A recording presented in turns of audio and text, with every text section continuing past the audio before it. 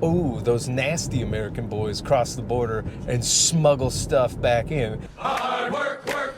Good morning, everybody. You're listening to the Warm Up Podcast. I'm your goofy host, Lou Michael, semi-pro stand-up comic, getting closer every week. And we are driving to the gymnasium today. To get a chest workout in today. Chest day, best day. And these are the comedic ramblings. I don't even know if they're funny, but ramblings of me driving there. We're just gonna have fun with it, you know? If you're jumping in now, weird episode to get in on, but we're gonna go for it, and we have fun here, huh? We have a little 15-minute warm-up. Gotta warm the body up. And if you're gonna go work out, hey, let's have a little fun with it. If you're not gonna work out, hey, whatever you're warming up for, I'm here for that. So let's do it. Pre-workout in a can, put there by a man in a factory downtown. We're still on the Big Boss, the Coca-Cola owned Monster Energies. Got the orange one. These are all the sugar-frees. Ultra Sunrise, still keeping with the theme of none of that is a flavor.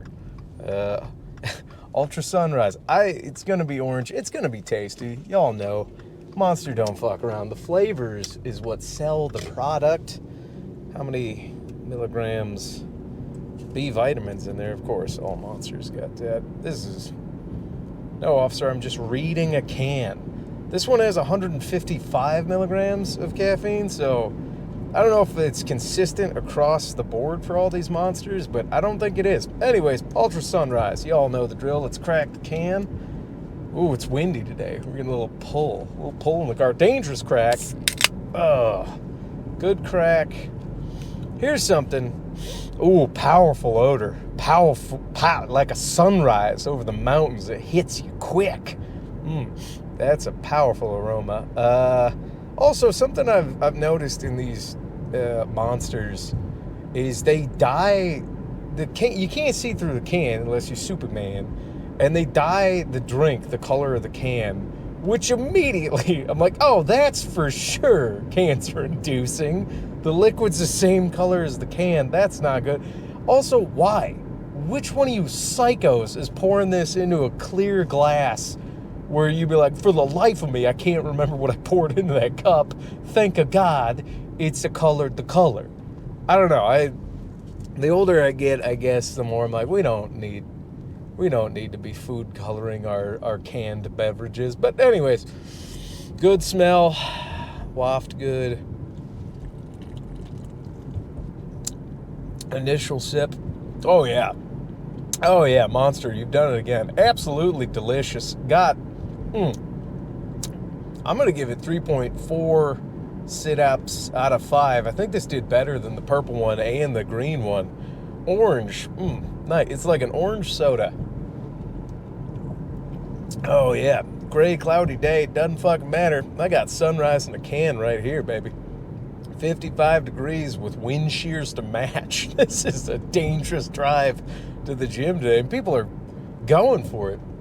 That's wild. I always know it's a dangerous day for driving when I feel the wind shear like I'm in a plane. You know, you ever been flying around and you get one of those, not the up-down turbulence, those ones are silly, like, my stomach jumbled. The side-to-side turbulence freaks me out the most when you shoulder touch the person next to you, because I'm like, oh shit, we're way up here and God's shaking us about that way. That's not good. That's not good. That's what I'm getting on this drive right now, and I'm still one-handed. I'm crab clawing the wheel. I don't give a fuck, dude. If I die because of a wind shear on Okemos Road, that just means God needed one more silly bitch in heaven, and he called me on home. Oh God, heaven's chock full of the unfunny, and I hope to be one of them. Hey everybody, how you doing, huh? Rough week? That's okay. Lou's here for you. Had a pretty good one. Got to do stand-up comedy in Canada, which is fun. Because being in Michigan, if I was in Detroit, I'd probably go to Windsor way more to do stand-up. But hats off to the Canadian comics that come over to America all the time. Specifically, I want to give a shout out to my guy, Tim Rayburn. He's fucking hilarious. And if you guys don't know Tim Rayburn's, you got to check him out. He's one of the funniest comics working around the scene. People that already know me know him for sure. But yeah, I don't know if you don't know us. I don't know. If you don't know Tim, check him out. But that motherfucker works in America, and I got to tell you, I don't think I could deal with the goddamn border crossing every day, because it's a pain in the ass. I'm like, we got a border problem down in Texas. It's like we got one in Detroit, because they grill you, and I hate that. Every time I cross the border, I have a machete in the car. I forgot about that. I'm like, that'd have been a bad look if they pulled me over and they're like, all right, we don't dig your vibe. They vibe check you. That's the other thing is, border security, as far as I can tell, they got like a dozen cameras and scanners all over you, which is hilarious. You've seen a Subaru Outback come up and there's all these instruments radiating my car and reading my pulse. As they're like, do you think he's trying to smuggle gayness into Canada and or back from Canada into America? I'm like, nah, dude, I just want to go tell some jokes. And then I don't know what the work permission shit is. So I always lie. Allegedly, I'm joking. These are all jokes. I've never been to Canada. But when you cross the border, like, what are you doing? And I gotta go, I'm going to a comedy show. And then the border security agent, she almost got me. She got me. Fucking walked into it. They're snappy with those questions. Because then she was like, what do you do for work? I was like, stand-up editing. I edit videos. I don't do the comedy at all. And I don't know. What's crazy is after they vibe check you, her facade dropped of like security border. And she's like, all right, have a fun night, sweetheart. I'm like, what the fuck was that? You know? So, and then coming home, I gotta tell you, coming home, it's arrogance, welling American pride and arrogance is, it's as American as apple pie and racism and chocolate milk. Chocolate milk, an American invention, I'm sure of it. So good. But having welling American pride and arrogance at the border trying to get into the country is not a great time to have that. But every time I'm in line trying to come home, I'm like, I am from here. Let me in. I get the same rage of like being locked out of my own car or my own house, where I'm like, Daddy, I'm supposed to be in there. I am allowed to be in there. That's my thing. And so I'm waiting at the border and like, well, what are you coming back for? I'm like, just let me in, dude. Check your computer. I'm a good boy. I got no crime on me. I'm not smuggling. That's what they're worried about. They think, oh, those nasty American boys cross the border and smuggle stuff back in. And I get it. If I was hard on my luck, say I was a 90-year-old Clint Eastwood, and I was like, fucking smuggle heroin up my asshole. Thing's loose as fuck. I could pack it tight, dude. You imagine how much heroin you could fit in a 90-year-old asshole? They're not feeling shit, dude. That whole movie about Clint Eastwood, where he's a mule, I think it's called Mule, and he's just an old dude smuggling drugs. I'm like, yeah, of course. Also, if I'm the border agent, and they're like, you gotta check this guy's asshole. Be like, no, I really do not. I barely want to check like a normal aged asshole.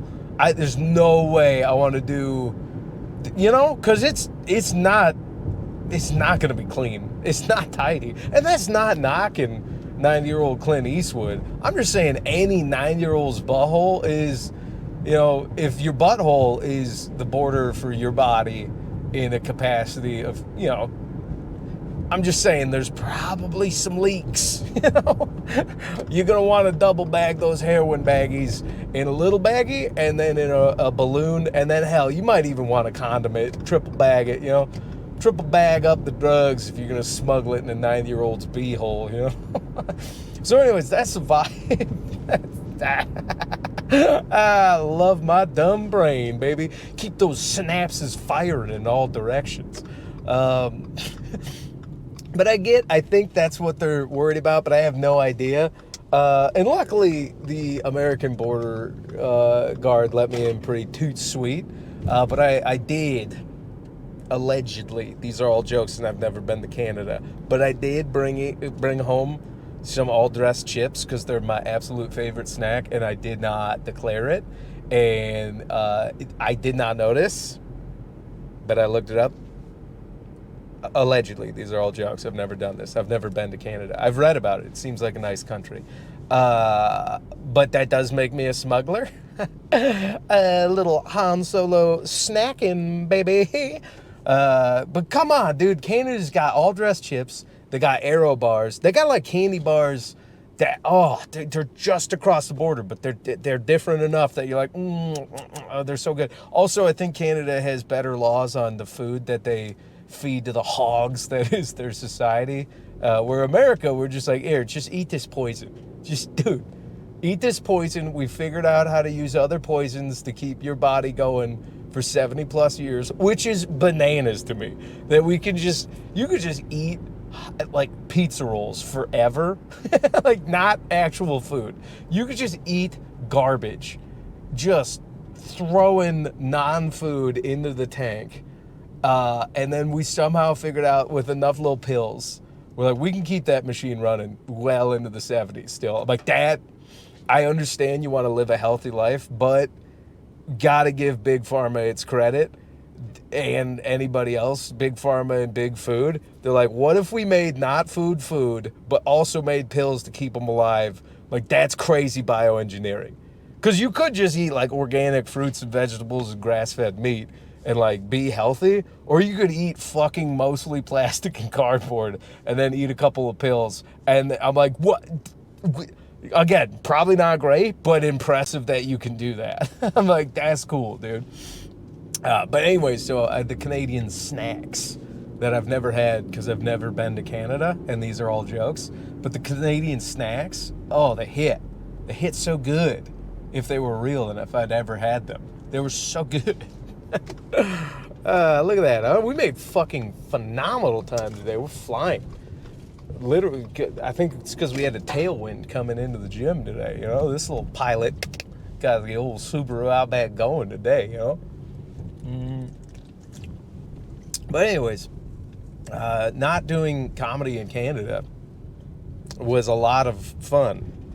Opposite day, but at this point, I don't think Canada exists. I think it's propaganda from the government to make us think that there's a northern border. But, we all know that's a lie because I've never even heard of Canada. But, these are all jokes. All right, we got to the gymnasium. It's been a good week of comedy. I do want to shout out some friends. I like celebrating the wins for the homies. And most recently, I had a great weekend. I really do want to shout out Windsor, Tim Rayburn, Jen, the whole Canadian crew that I don't know and they don't exist because I've never been there, never even heard of Canada. That show ruled, and I had so much fun there.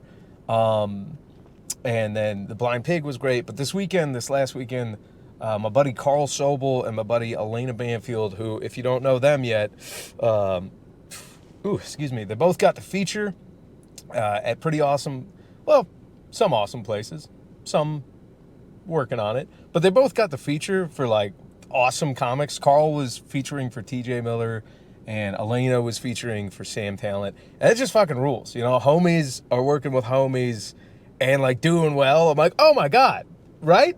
I think, this little boat's staying in the water, we're all staying in the water. I'm like, high tides, right? Teamwork, maybe, I hope, I think, I don't know. But it was rad. It's just good comedy all weekend. A lot of the folks still doing comedy that I'm buddies with have gotten like insanely funny. And I just kind of feel a level unlocking for a lot of people that's pretty awesome. And I'm here for it, gang. So congratulations on that. Big wins all around. Cannot wait to hop my little giant feetsies on some Cody tails and ride them to the top. But no, it's so much fun. And then if you're not following Tim, Elena, or Carl, you got to look all of them up. And most of you guys are comics watching, so you already do. But it's cool. But then the warm-up song this week, I just found this person through my YouTube's algorithm from Legion of Skanks. And it's Crack Amico.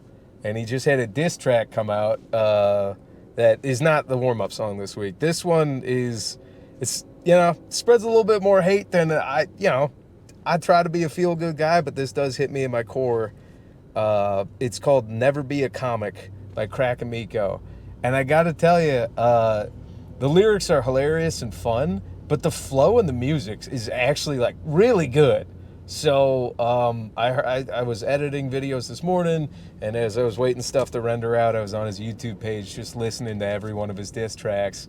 And this one, Never Be a Comic, hit so fucking hard for me and in such a fun way. There's like, yeah, I'll warm up to this. We got a silly one in there.